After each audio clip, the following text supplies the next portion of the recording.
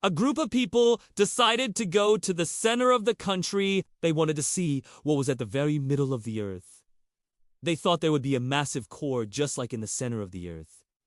But they were wrong. What they found was even crazier. They began their journey, and as they walked through the forest, they felt something strange. The trees seemed to be closing in on them, the branches reaching out like arms trying to grab them. They walked past huge trees that had been uprooted and were decaying on the ground, creating a path for them to walk down into the center of the country. As they descended deeper and deeper, the temperature began to rise. It was so hot that they had to take off all of their clothes, and they still couldn't want to cool down. The air was thick and heavy, making it hard to breathe.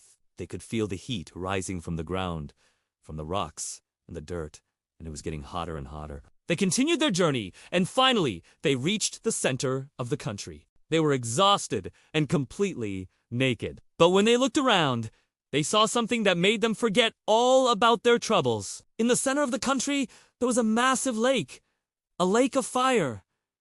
It was huge, and it was beautiful. The water was boiling and steam was rising from it, carrying with it the smell of sulfur and burnt rock. The group of people stood there in awe, mesmerized by the beauty of this fiery lake. They had never seen anything like it before. They had risked their lives and endured the unbearable heat to reach this place, and it was worth it. They had found the heart of the country, the source of its power. The lake was not just a tourist attraction. It was a sacred place.